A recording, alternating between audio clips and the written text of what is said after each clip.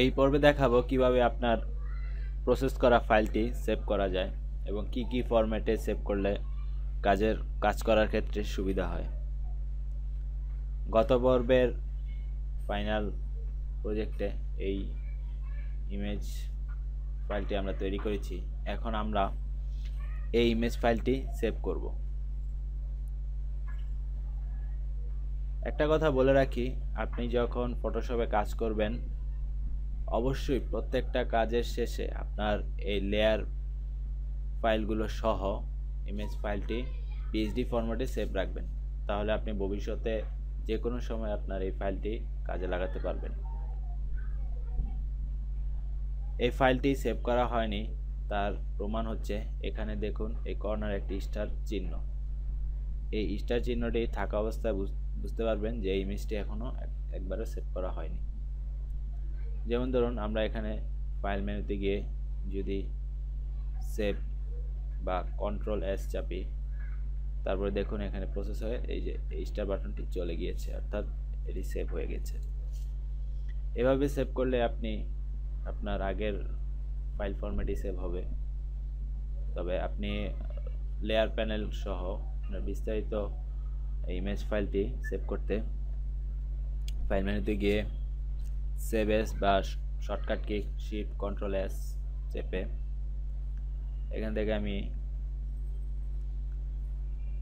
Photoshop PhD, এখানে অনেকগুলো format রয়েছে, এখানে আমি এখান থেকে ফটোশপ পিএইচডি বা পিএইচডি ফরম্যাটটি সিলেক্ট করে দিচ্ছি। তারপর সেভ বাটন চাপছি। এখন এটি সেভ হয়ে গিয়েছে। তবে আপনাদের আরেকটি অপশন আসতে পারে সেভ করার ক্ষেত্রে, সেটি হচ্ছে এখানে গিয়ে ম্যাক্সিমাইজ পিএইচডি ফাইল কম্প্যাটিবিলিটি এরকম একটি অপশন দেখাতে পারে। তবে সেটি নেভার দিয়ে রাখলেই সবসময় ভালো হবে। আমি আবার এক্সাম্পল দিয়ে উদাহরণ দিয়ে দেখাচ্ছি। যেমন এখানে আজ করা অপশনে থাকছে। এখন আমরা এই ইমেজটি আবার সেভ করব পিএইচডি ফরম্যাটে।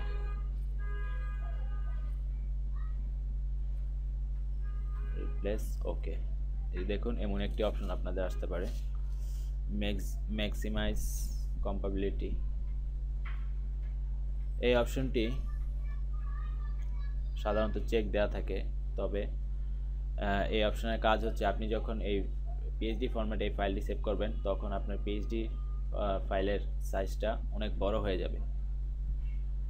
তো সেক্ষেত্রে আপনি এইটি আনচেক করে দিতে পারেন এবং এটাই সবচেয়ে ভালো হয়, কারণ বড় করার কোনো দরকার নেই। তারপর ওকে, ব্যাস সেভ হয়ে গিয়েছে। তবে এই অপশনটি প্রতিবার আসতে পারে। আপনি যদি এই অপশনটি আর না দেখতে চান সেক্ষেত্রে কন্ট্রোল প্যানেলে বা প্রিফারেন্সেস এই অপশনে গিয়ে ফাইল হ্যান্ডেলিং, তারপর এখান থেকে নেভার, তারপর ওকে দিয়ে দিন, ব্যাস তাহলে হয়ে যাবে। এবার আরেকটি অপশন দেখব, আমরা এই ইমেজটিকে প্রিন্ট করার ক্ষেত্রে সবচেয়ে যে জনপ্রিয় ফরম্যাটটি রয়েছে সেই ফরম্যাটে সেভ করব। সেভ এস পিএইচডিতে গিয়ে টিআই এই অপশনটি সিলেক্ট করবে। এটি প্রিন্ট করার জন্য বেশ জনপ্রিয় একটি ফরম্যাট। এখানে আরেকটি বিষয় জানিয়ে রাখি, এখানে বেশ কিছু অপশন দেখতে পাচ্ছেন। লেয়ার, অ্যাজ এ কপি, আপনি যদি পিএইচডি ফরম্যাটে সেভ করেন সেক্ষেত্রে আপনি লেয়ার সহ সেভ করতে পারবেন, অর্থাৎ আপনার লেয়ার সহ সেভ থাকবে। তবে আপনি যদি জিপিজি এই ফরম্যাটে যান তাহলে কিন্তু আপনি লেয়ার ফরম্যাটে সেভ করতে পারবেন না। যাই হোক, আমরা প্রিন্টের অপশনে ফিরে আসি। এখানে আপনি সেভ বাটনে দিন, তারপর এখান থেকে এরকম একটি অপশন আসবে, ইমেজ কম্প্রেশন। এই অপশনটি নন দেওয়া থাকে, আপনি অপশনটি সবসময় এটা ইউজ করবেন, তাহলে আপনার ইমেজ ফাইলের সাইজ কমে যাবে কিন্তু ছবির কোনো ক্ষতি হবে না। আর এখানে আপনার যদি আইবিএম পিসি হয় তাহলে আইবিএম পিসি, আর আপনার যদি ম্যাক কম্পিউটার থাকে তাহলে এটা সিলেক্ট করে দিবেন। বাস বাকিগুলো যেভাবে আছে সেভাবেই থাকুক, ওকে। তারপর আপনি যদি চান, আপনি দেখতে পাচ্ছেন এখানে লেখা আছে including layers will increase file size, অর্থাৎ এই লেয়ারগুলো থাকলে আপনার ফাইল সাইজ বড় হয়ে যাবে। আপনি যদি লেয়ার সহ টিএফ ফরম্যাটে রাখতে চান তাহলে ওকে দিন।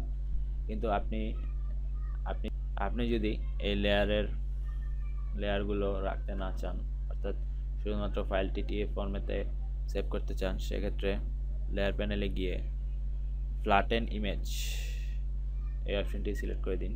দেখুন সব লেয়ার চলে গিয়েছে এবং একটি ইমেজে পরিণত হয়েছে। এবার আপনি এটি একটি ফরম্যাটে সেভ করতে পারেন।